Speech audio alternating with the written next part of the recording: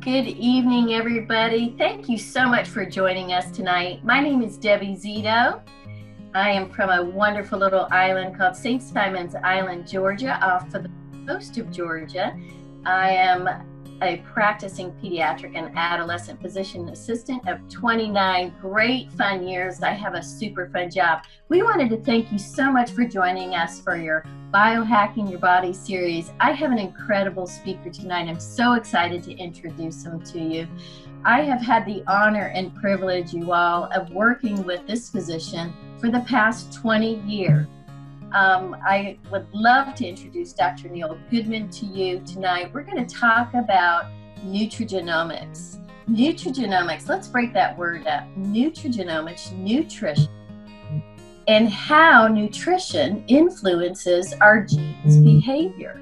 This is amazing, guys. Tonight specifically, we're going to talk a little bit about gut health. Your gut health has a direct impact on every single function of your body. Your metabolism, your hormones, weight loss, the ability to lose weight, brain health, sleep, your ability to focus, how efficiently your body functions, everything, you guys. The primary role of your gut is to absorb nutrients. Nutrients from food that our body needs for growth, repair, and metabolism. Dr. Goodman and I, several years ago, joined this amazing company called LifeVantage. We were both on a mission to better our health, and it led us over the past few years to learning more about how we can better our health through nutrigenomics. So I'd love to introduce Dr. Neil Goodman to you. Dr. Neil Goodman is board certified in pediatric and adolescent medicine. He's been practicing for 35 years. He's a 14-year veteran, a major in the U.S. Army. He's been the chief of pediatrics. He's fellowship trained at Fitzsimmons Army Medical Center in Aurora, Colorado, graduated from the Medical College of Ohio at University of Toledo. He has a bachelor's from the Ohio State University with distinction in microbiology immunology. This is really a special treat, you guys. So I would love for you to join us, Dr. Neil Goodman. I love that you make science so much fun and interesting. I'm looking at your backdrop here, the gut biome. That is just perfect and fun in and of itself. So I'm going to turn it over to Dr. Goodman, and thank you so much for joining us tonight. Absolutely. Thank you, Debbie, for hosting this for me on this webpage. The title of this tonight's presentation is Biohacking the Body and Gut Health, the Case for Probiotics and Prebiotics. And this is just one aspect of our general wellness. And I'm just so pleased and fortunate to be able to present this information to our audience to try to shed some light on why this is so important. A lot of people don't really understand probiotics, Debbie, and they need to understand that probiotics are basically healthy, normal bacteria that live on our body and in our body. And essentially, they're everywhere that you can imagine. They're in our mouth, they're in our intestines, they're on our skin, and they colonize essentially every aspect of our body. And they're a normal inhabitant that help us to survive our world. And one thing that people also don't realize is that the people, and myself and you included, are colonized with our mother's microbiome. It was her microbiome that she gifted us when we were born and when we passed through the birth canal. It makes a difference because those who unfortunately have to be born by cesarean section may not have been as fortunate to receive their mother's microbiome, and that can make a difference in our lives. So let's talk about health and how it begins in the gut and why it's so important. If you look at this slide, this sort of illustrates that 60 to 80% of our immune system is actually located in our gut, in our intestine. Our bodies have 10 times more microbes than we have human cells. I mean, this alone is an amazing piece of information.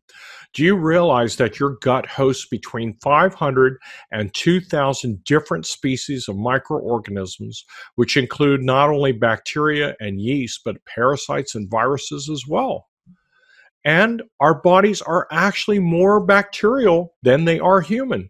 In fact, so much so that those microbes have 360 times more protein coding DNA than we do in our own human cells. These are impressive numbers. Look at this. More than 40 diseases have actually been linked to bacterial imbalance in our bodies. And the gut bacteria are responsible for creating 95% of the body's serotonin, which is a very important neurotransmitter responsible for our well-being. So these are important features. Look at this also. This is really telling.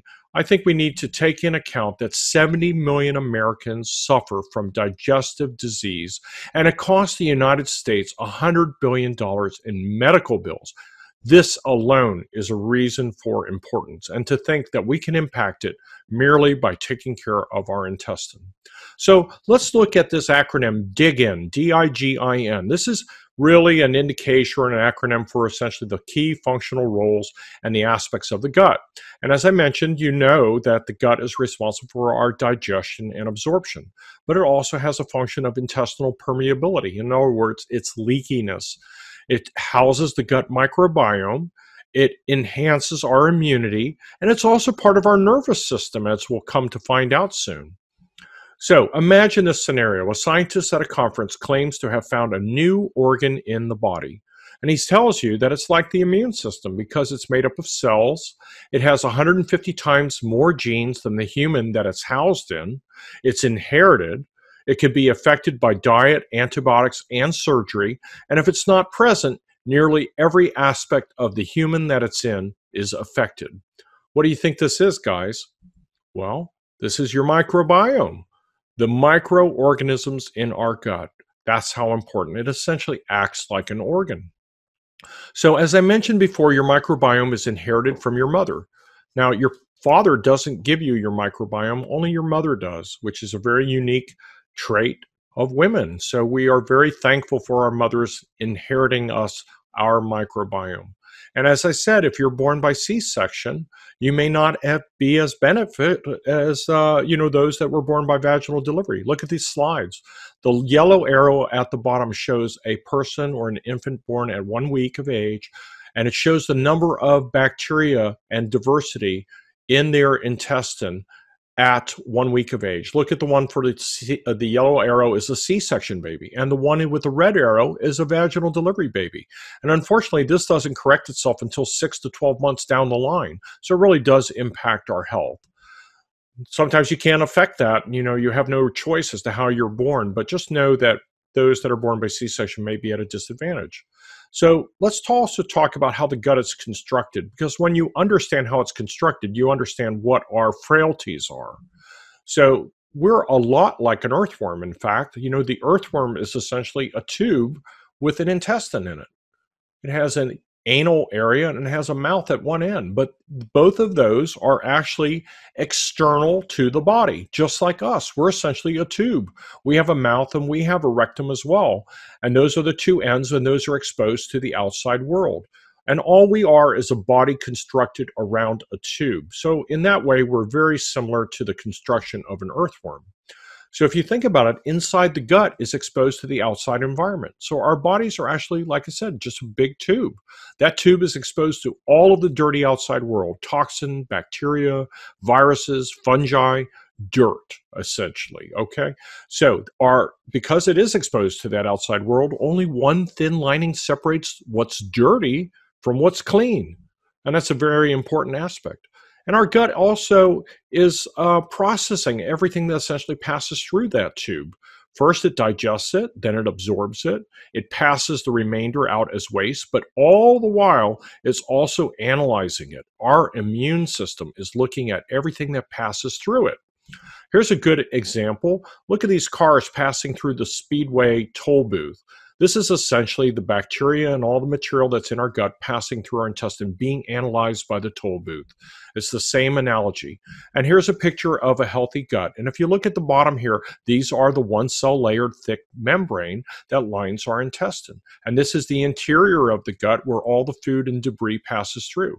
When we have healthy villi and a healthy gut, all these little boxes that you see here with these little finger-like projections are very tightly attached to one another, and that forms that barrier that protects us from our outside world.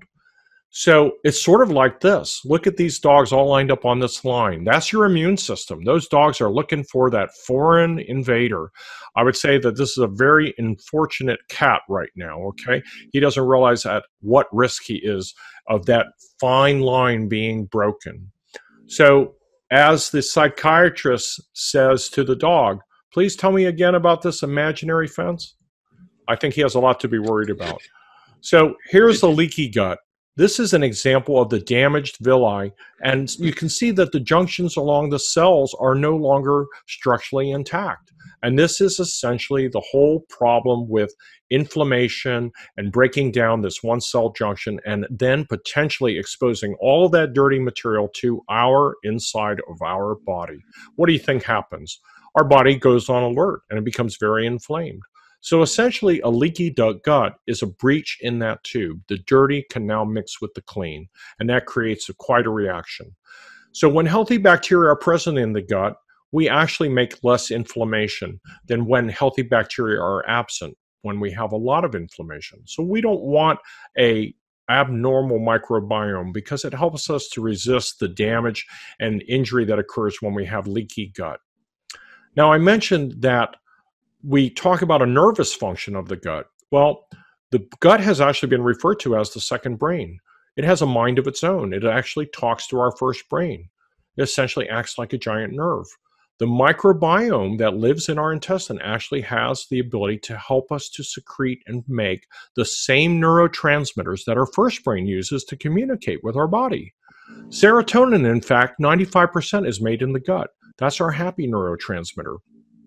It also is responsible for making dopamine and norepinephrine, two other very important neurotransmitters that affect how we feel. So if you think about it, the gut's job is to absorb, right? Well, that obviously has an effect on how we feel. An example then is that this is why probiotics are so important to our health. The bad bacteria, which have a tendency to persist, and the good bacteria are constantly being depleted. They're sensitive to assault. They're sensitive to the things that we put in our body. We need balance in order to maintain the integrity of that gut lining, that leaky gut. We don't want that to happen. We want to feel well, and we want to prevent disease. Well, Physique ProBio is a probiotic that was formulated by the LifeVantage company. It's the one that I recommend to my patients and clients, and I'm very, very pleased to stand behind it because I know the quality that goes into this product. And it's also a component of two of their very famous products called the Vitality Stack and Ultimate Stack, which also include the NRF2 and NRF1 activators, which you'll come to learn about in a separate talk, as well as omega-3 essential oils, fatty acids that are important for our brain integrity. So this is an example of how a probiotic might make it through the intestinal tract. Let's start at the mouth. Here is your typical probiotic, and here is our ProBio product. There are 6 billion colony-forming units, or essentially number of bacteria of each one as an example. Now imagine now you swallow it, and it passes through the stomach acid. Well, that stomach is designed to destroy things. It's our first line of defense. So as the ProBio and the typical probiotic make it through, they reach finally the small intestine on the other side, and you will see that the typical probiotic only now has 0.24 billion colony-forming units left, whereas our probiotic has 3.6 billion left. That's a 15-factor difference, okay? Essentially, 60% of our ProBio makes it through the stomach acid and survives the transit time, whereas only 4% of your typical probiotic or, say, yogurt product that you might take makes it through. So clearly that's not good enough. You would have to ingest 90 billion colony-forming units or bacterial colonies to equal the 6 billion of ours. That would be 45 caplets versus only 3 of ours.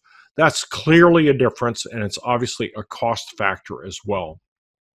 Now, once those probiotics make it through the small intestine and make it to the large intestine, they have a very complicated matrix that allows them a time release option that allows the payload of those bacteria to be released into different parts of the intestine, so that the near part of the intestine, the part closest to the stomach, receives certain bacteria, and the tail end of the intestine, the part closest to the rectum, receives a different group of bacteria, designed to be populated by those bacteria that belong in those places, so that our structural integrity of our intestine remains intact. So this was all engineered. They did such a great job on this product.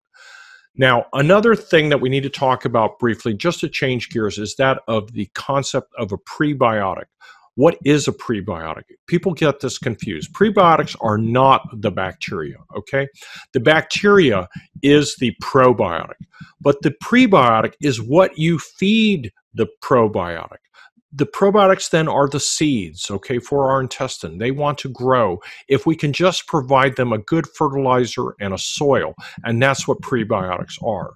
So what is that soil? That soil is essentially fiber products, and also a special blend of amino acids that allow you to feel full. They essentially serve as food for the probiotics to make it through the intestine and to survive.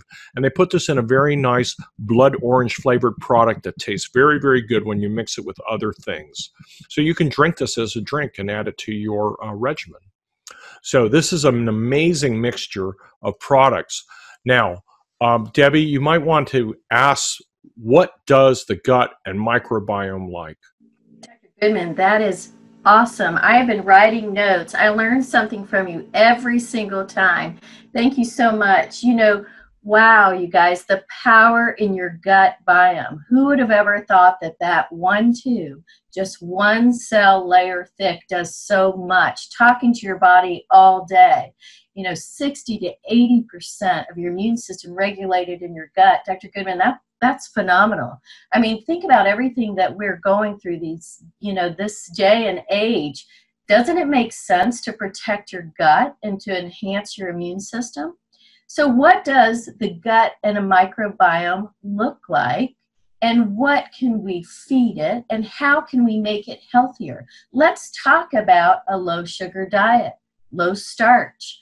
Really increase the have high fiber in your diet. That prebiotic, Dr. Goodman, is one of my favorite treats of the day. It is delicious, like you said, a blood orange flavor and great fiber for our gut. Clean, whole foods, you guys. You really want to avoid processed foods. You want to avoid packaged foods, you know, canned foods. You want foods that come from the ground.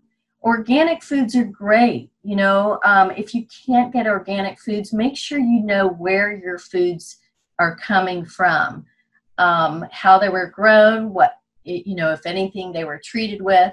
You want more vegetables and fruits, beans, berries, nuts. You want to fill your diet with natural antioxidants.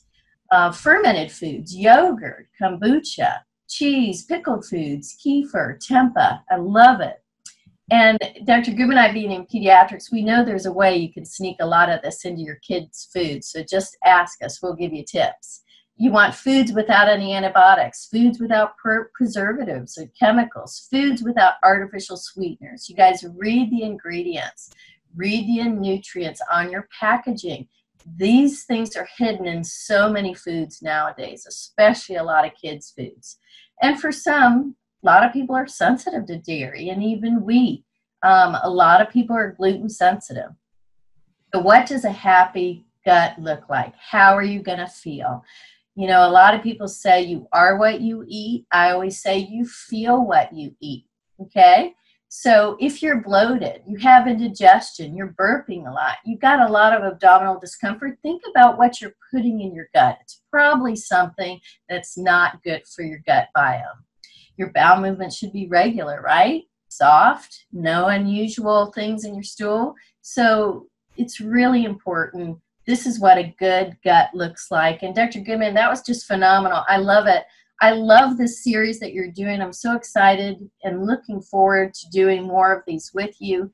Can you just wrap this up for us and tell us a little bit about having a happy gut microbiome? Absolutely. Thank you, Debbie, for commenting on that. I just want to just re-surmise what we talked about today, and just as in essence, just stress the fact that we need to feed the body good bacteria. We can use probiotics that occur in multiple strains with high colony forming unit quantities, but with a high survival time so that it makes it through the intestine and makes it through that stomach acid and survives. Otherwise, it's pretty much a waste of your money. You want to take a prebiotic, fiber, or you can eat plenty of fruits and vegetables, beans and berries, as Debbie mentioned, salads, roughage, and so forth, because the fiber and food are essentially how the probiotics make it through the stomach and make it into the intestine. They sort of hitch a ride on food and fiber and allows them to survive. That's the probiotics food. They don't want sweet things. They don't want sugar. That causes it to create a lot of gas and acid and further indigestion. Make sure you drink plenty of water so that you can stay hydrated. Our intestines need water. After all, we're made of water. And avoid foods that are constipating, ones that dry you out, ones that are non-fiber. Particularly starches and processed foods, man-made foods, tend to be very constipating and are not good for your intestine. And if you are sensitive to milk or gluten, and you feel that you're sensitive and it causes you problems, then you shouldn't eat it. You should try to avoid those. But make sure that you're getting vitamin D, because your intestines do need that if you're not drinking enough milk. And also be sure not to delay elimination. In other words, don't wait or ignore the urge to go to the bathroom if you need to, because after all, your body's and your intestines' job is to rid itself of waste. That's what we want to do in order to detoxify. So in essence, these are the tips that we have for you. I would encourage everyone to try the probiotic from the LifeVantage company. It's really the one that has the best survival time. It's very easy to take. Kids can take it too if you want to crush it. It's successful to do that. But for adults, it's 3 small pellets, which go down pretty easy. And as I said, it's a component of the Ultimate Stack as well as the Vitality Stack. So with that, and without further ado, again, I'd like to thank everyone for attending this webinar series about biohacking the body, and this one in particular talking about probiotics and prebiotics.